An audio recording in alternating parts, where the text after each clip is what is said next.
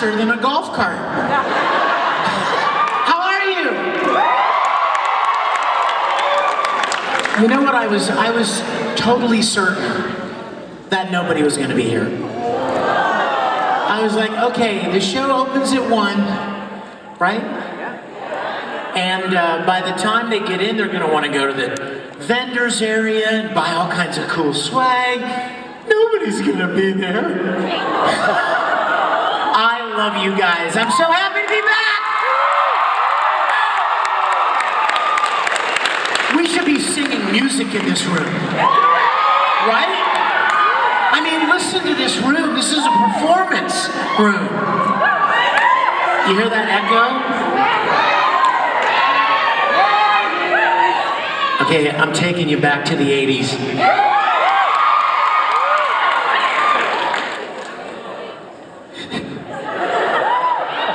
You hear that echo? Should have been gone, knowing how I made you feel. I should have been gone. I love the echo, and I love Journey. You guys, I have to tell you, and I am not lying when I tell you that everywhere I go, I tell people that Salt Lake is one of the most wonderful events because of the staff that put it on, the efficiency with which it is executed, and in no small part to the amazing attendees and the people that live here. I'm so excited, and I'm so sorry that I was a little bit late. It took a little longer to get over here than I expected, so I apologize. And don't think I don't see you, you Vampire Knight cosplayers. I'm working on a lot of stuff right now. I'm excited to talk with you guys about whatever you want to talk about. But let me start by saying that I'm working on 5 or 6 anime series right now. How many of you guys like free? There's more free. There are movies, there's a new season coming out. So more swimming. And more Speedo bathing suits. Somebody wrote me the other day and they're like, do you have a Speedo bathing suit? No. No, I don't. There's that. There's, how many of you guys are old school anime enough to remember Full Metal Panic? Full Metal Panic! Oh my gosh. Funimation called me and they're like, hey man, you remember Kurtz Weber? And I'm like, Kurtz baby. Oh yeah, I remember him well. And this was like 15 years ago, you guys. And they made a new season of Full Metal Panic. And you know, one of the beautiful things about anime is 15 years later, the characters look exactly the same. We don't, but they do. So I'm doing that. There's a couple of new shows I'm working on. One is called Bungo Stray Dogs, which is really cool. I'm working on a show called, I just finished a show called Twin Star Exorcist. I just did a really cool character in a Netflix show, Saint Seiya. And I did a Saint Seiya many, many years ago. So again, kind of what's old is new again, kind of thing. And please forgive me, but I must talk about Star Trek. I can't not talk about it. I have a web series that I created 5 years ago called Star Trek Continues. It picks up right where the original series of Star Trek was canceled, abruptly, in the late 60s. And then the next time you saw Captain Kirk or Mr. Spock or Dr. McCoy was 10 years later for Star Trek The Motion Picture. But by that time, many things had changed. They had all gone their separate ways, and so we created 11 full-length episodes that pick up right where the original series was canceled and tell more wonderful stories in the classic Star Trek style. And our final episode, it's a two-part finale, leaves everybody right where they were when the motion picture picked them up. So we perfectly filled that gap. And we're at about 10 million viewers now. And we've won more than a dozen awards, and largely due to your kindness. And I want you to go home and watch it, all right?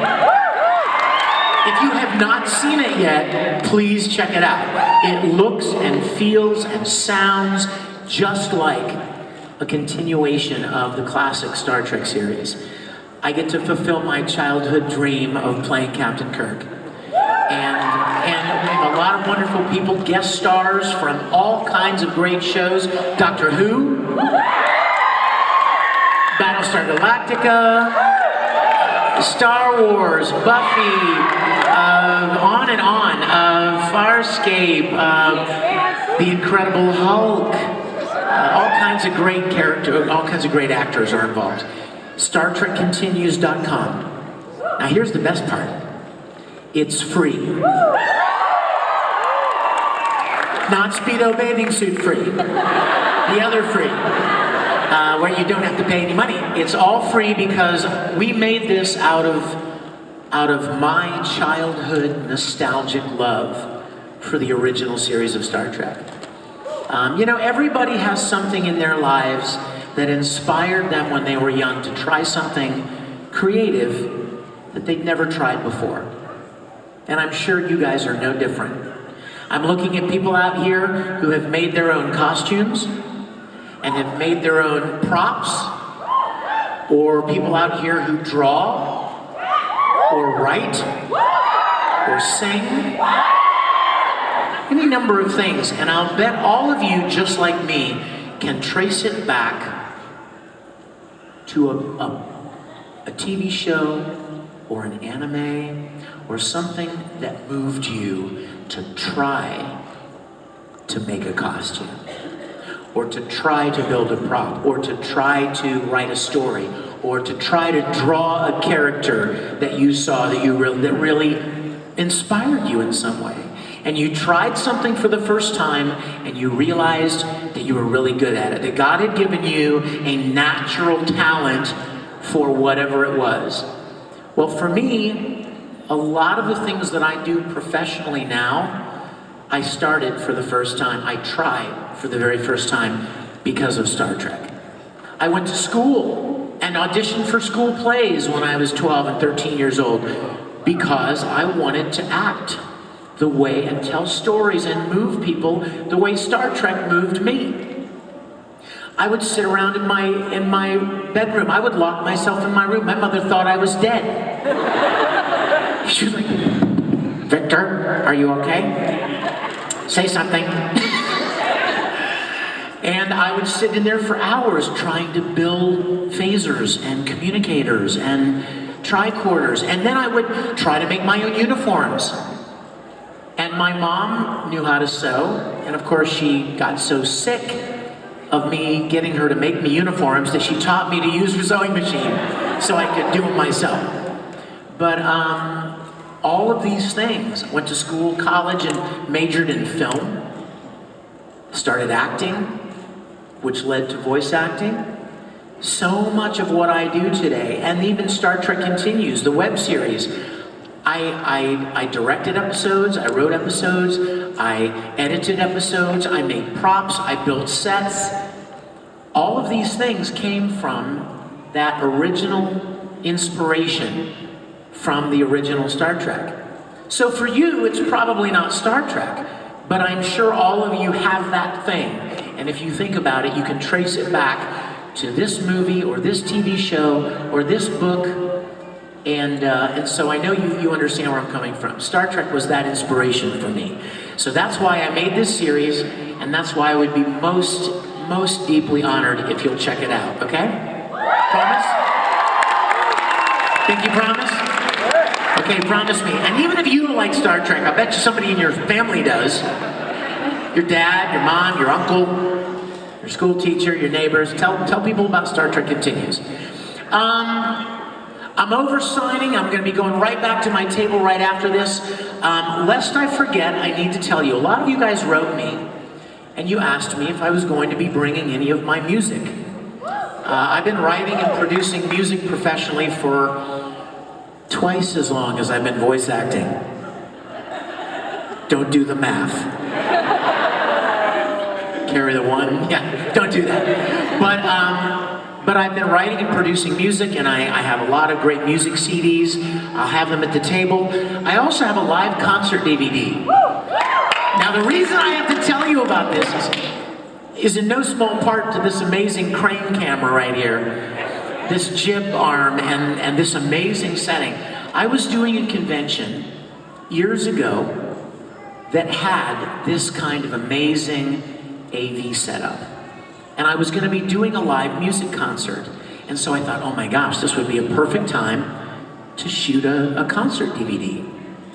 And so I shot this concert live, multi-camera, and this cool, right?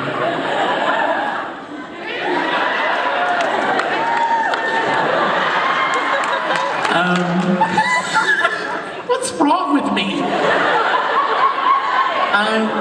So I shot this concert, and we released this live concert, and it's really great. The video is great, the audience was wonderful, music is great, Dolby 5.1 mix, songs from Full Metal Alchemist, Dragon Ball Z, or on High School Host Club. The sound of commoners.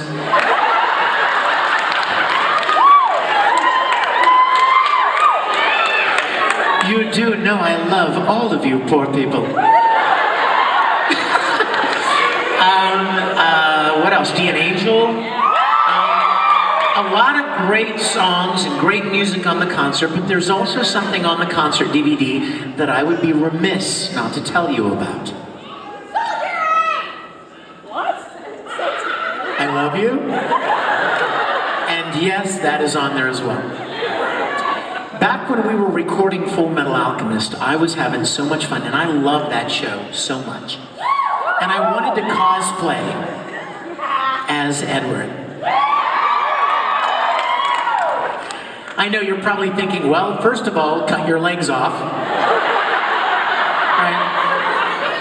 But I wanted to cosplay, and so I came up with a story idea whereby a grown man would start turning into an anime character. And then my wheels started turning, and I started thinking, I don't think I've ever seen any voice actors cosplay as their characters.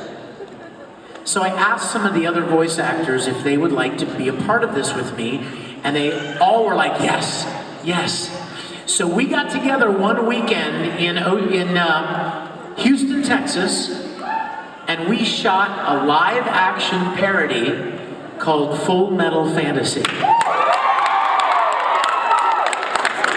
In a nutshell, voice actors cosplaying as their characters from Full Metal Alchemist.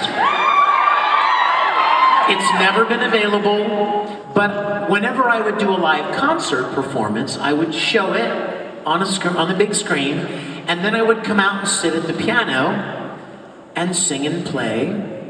How can I repay you, brother mine? How can I expect you to forgive? Clinging to the past, I shed our blood and shattered your chance to live. I love that song so much.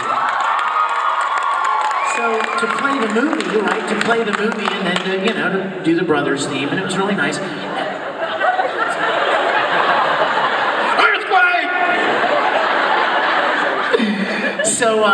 So I thought, you know what, if I'm going to release this concert DVD, maybe it's time to make Full Metal Fantasy available to the fans. So I have the live concert DVD at my autograph table as well, and I hope you guys will all come down there and see me and say hello. For a kind of a selfish reason too. Can I tell you the selfish reason? Can you zoom in close? Come closer. You got any more glass on that lens, or is this your close-up? Okay. Cut to this camera. Come on in. Ooh, he's zooming. Nice. Hello. Okay, I'm gonna tell you guys something. For years, whenever I do like pop culture conventions like this, like multi-genre events, I always love it when all of the real celebrities, you know what I mean, the real celebrities, you know, like the real famous people from TV shows and movies and stuff.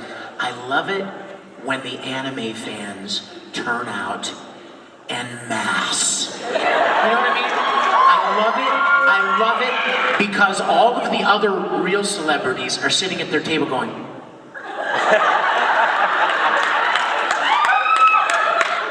who's that guy?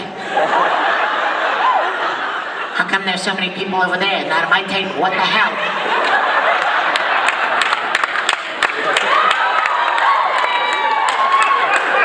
I kind of swore a little bit, didn't I? So I was pretending to be somebody else. That wasn't me. So I love it so much when anime fans come to the autograph tables for anime voice actors, because I like the other actors to see what an amazing fandom there is in the anime video game world. Can I tell you a funny Darth Vader story? I was at a convention in London with David Prowse, who played Darth Vader, right? He was in the uniform. So I'd never met him. He didn't know me. I didn't know him. But I was signing. And I was signing autographs, and I look over, and there's David Prowse standing about 20 feet away from my table, and he's doing this. He's looking at my banner behind my head. Now, I had not yet met David Prowse, but I'm a huge Star Wars fan. Okay? I mean, Star Trek, Star Wars. Okay? So it's up there, is the point. So I had this line of people in front of me. It was a really good group of people, but that's Darth Vader. I gotta go say hi to him, right? He's standing right there looking at my banner. It's a perfect opportunity, right, for me to say hi to Darth Vader. So I tell everybody, 1 second. So I run over and I'm like, hi, David, Vic Mignogna. He goes, yes, hello. What the hell is Full Metal Alchemist?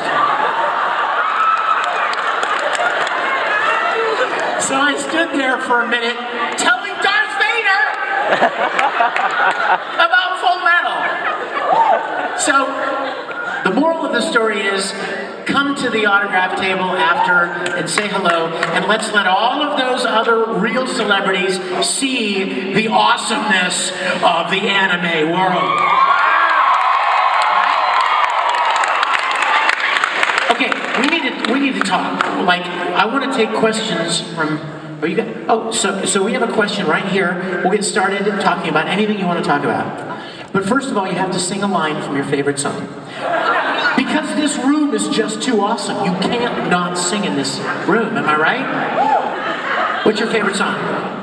I don't know. She's like, you know what? I don't even have a question. Forget it. I'm so sorry. Go ahead. What's your question? Oh, okay.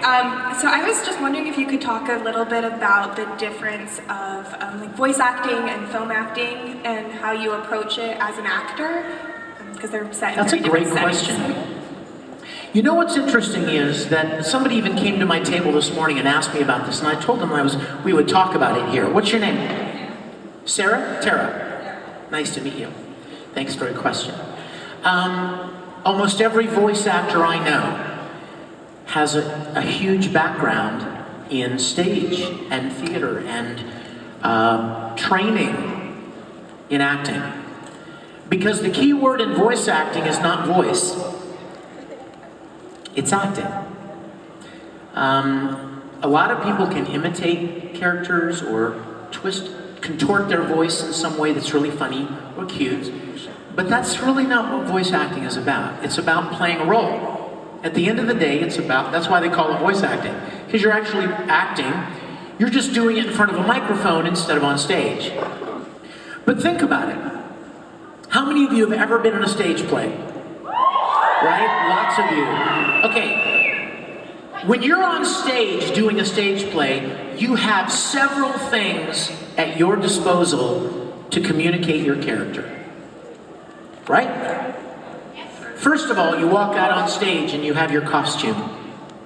Your costume immediately tells the audience something about you, right? Without ever speaking a word. Then you have your walk, your body language. See what I'm saying? Or, right? Without speaking a word. Your body language, your gestures, the way you carry yourself tells the audience something about you. Then you have your facial expressions, right? I don't have to speak a word. If I walk up to you, Sarah, and I go, you're like, holy crap, what did I say? It ticked him off, right? Or, he's excited to see me, right? Never spoke a word. And then you have other actors on stage with you. And the way they respond to you tells the audience something about your character. Well, you don't have any of that with voice acting, right? A lot of film actors, and even stage and film actors, can communicate so much with just a look. I was just reminded of a song from Sunset Boulevard. Anybody know that show? With one look, I can break your heart. And like the film actor being able to just look a certain way, or their eyes or something, and communicate so much. A voice actor doesn't have that. So you need to learn how to communicate heartbreak, or fear, or excitement, or suspense, or comedy through your voice. That's why a lot of film actors that you see cast in animated films, they're not as great as like you thought they might be. They even sometimes they come across a little flat. You know what I mean? That's because they're not used to communicating just the character and the emotions just through their voice. They have certain facial expressions or certain body language or certain things they do that are part of their process. Voice acting is different in that way. So everything has to come through the voice, which makes it a little more challenging. You don't have as many tools in your tool belt. Does that make sense? Thank you. Yes, how are you? Oh my gosh, it's Winry. Okay, can you see it? Can you see her? Oh my gosh, look, it's little Winry. It's little Winry with the biggest wrench I've ever seen. She's lovely. What's your question? So 3 years ago, we actually told you that we were pregnant with her. We brought you that information, and we wanted to know if, when you texted that picture to Caitlin Glass, what was her response? Never got to ask you. Oh my gosh, she squeed. I think that's a Winry term. It's actually a Winry term. She squeed. Oh my gosh, what is your name, baby?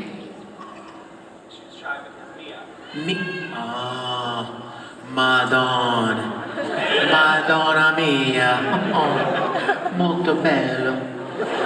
She's lovely. I'm so happy to see you. Thank you for coming. Are you guys gonna come down to the table later?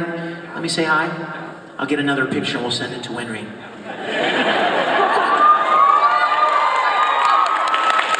You are the tallest alchemist I've ever seen. Whenever I see anybody cosplaying as Ed, if they're anything more than 4'11", I call them Dream Ed. This is the way Ed pictures himself in his dreams.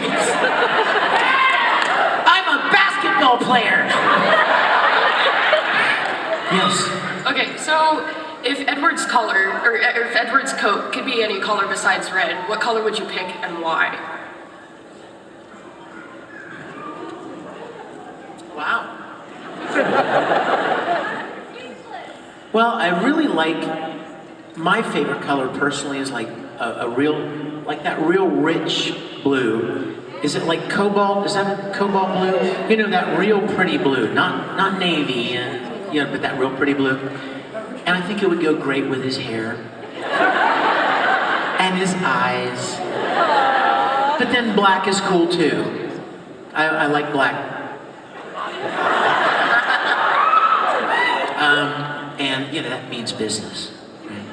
But I don't know, Red, I don't know, he's perfect. I think one of my favorite parts of Brotherhood was that Ed actually changed clothes in Brotherhood. Like the whole first series, I'm like, man, that outfit's got to be starting to smell bad. All the fighting and the, you know, he was probably sweating when he's fighting Greed, right? But in Brotherhood, like anytime he'd wear something different, I'm like, yes. Thank you, sweetie. Yes. My question is about a character a few words about a massive power of Broly. I was wondering, what do you believe his favorite animal would be? Would you like bunnies, dragons, chimeras, like Edward? What? Wait a minute. Let me make sure I understand the question. What's Broly's favorite animal? Yeah, he must have destroyed a galaxy because you didn't find an animal you liked. It wasn't because of the K word.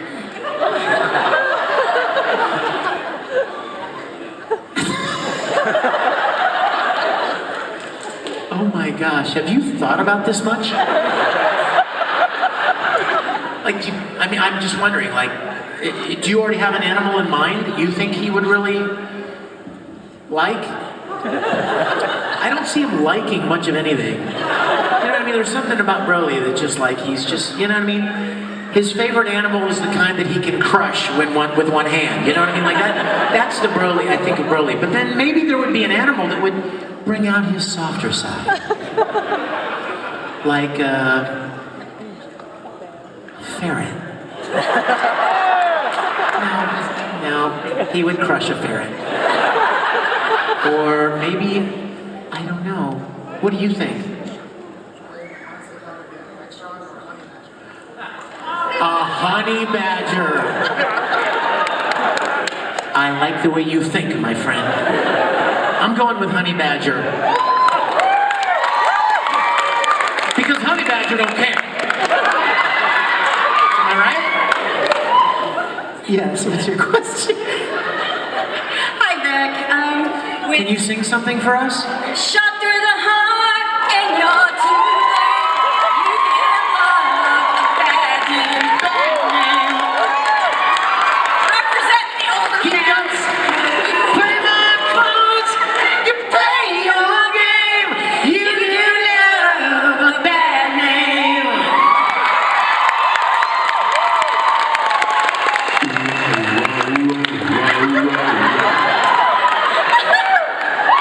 Jenny used to work out like that.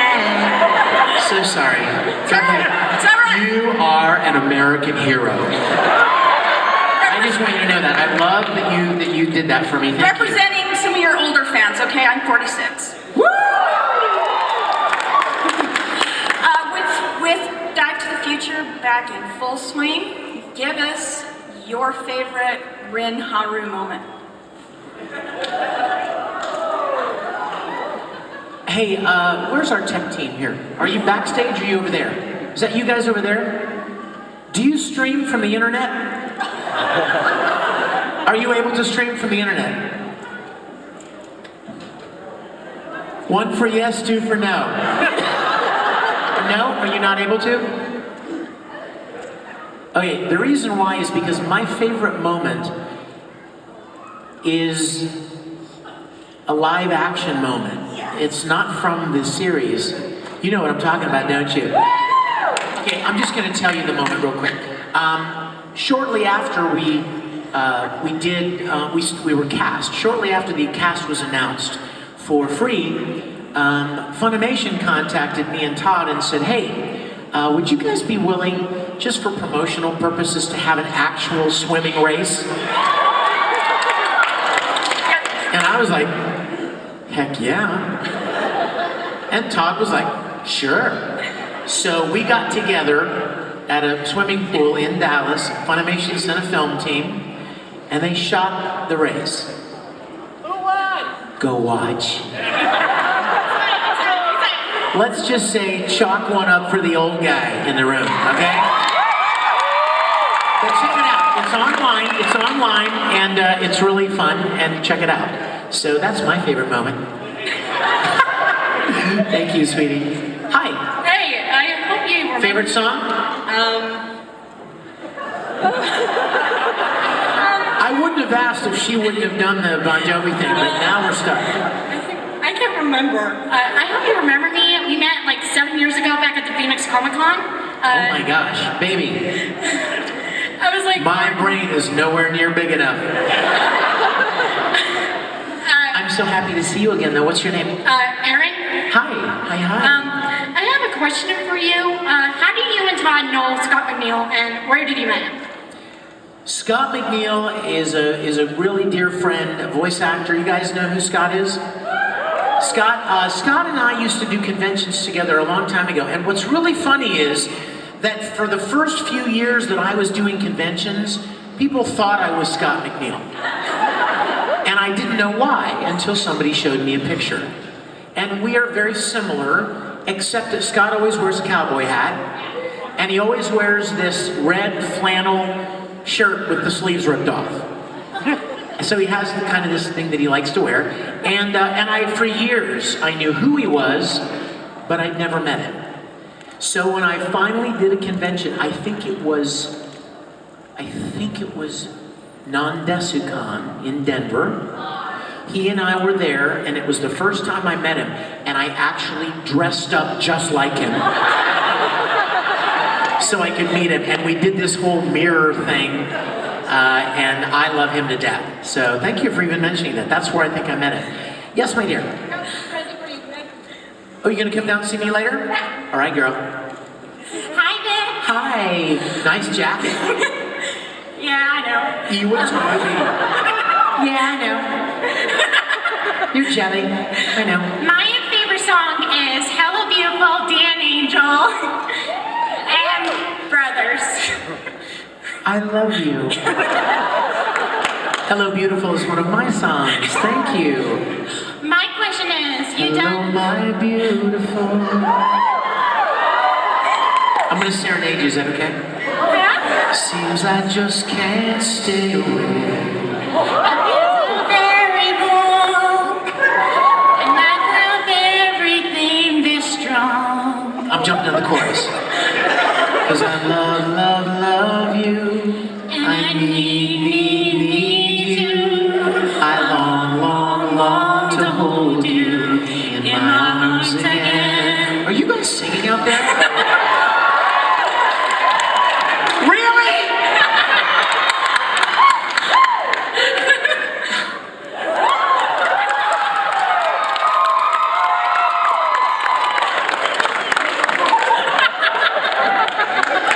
That is so sweet. Oh my gosh. We love you, man. Yeah. If I didn't love Salt Lake before. Oh my gosh. Can I just tell you guys something real quick? You're my hero, Vic. Shut up. Look, if these cameras weren't so trained right on me, I could be like bawling and you wouldn't know. I want you to, can I be serious for a minute? I promise I'll come back to your question, but I want you guys to know something. I am so beyond grateful for the opportunities that I've been given in my life. I didn't plan them. I had no clue when I walked into a little studio in Houston, Texas 20 years ago to play Vega in Street Fighter 2. I had no clue what the future held. And I will tell you guys, anime voice actors don't get paid a lot of money. I mean, it's okay because it's a wonderful thing to get to do, but they don't get paid a lot. Like Simpsons and Family Guy and like mainstream prelay animation, they make a lot. But anime voice actors, that's not really, don't get paid a lot. But I want you to know something.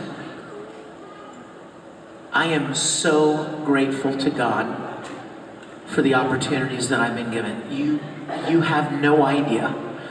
I would have never imagined that I would get the chance to be here and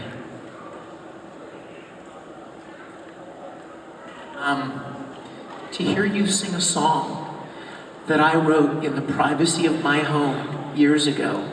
You know, when you write something or you build something or make something, you do it for yourself, right? You do it to express something, and you never imagine that it will ever mean anything to anyone else. It just means something to you. So to get to do something like that, and then years later, to just break into a song, and then to just hear people all over the room singing along, that is priceless. I don't care. I don't care if I ever make another $1 in anime, because the privilege to have met you, the privilege to interact with you guys, and to know that anything I ever did, whether it was music or voice acting or Star Trek or whatever, anything, moved you in any way, entertained you in any way, helped you through anything difficult in your life. I hear those things all the time, and I am humbled beyond words. I am more blessed than I ever deserved.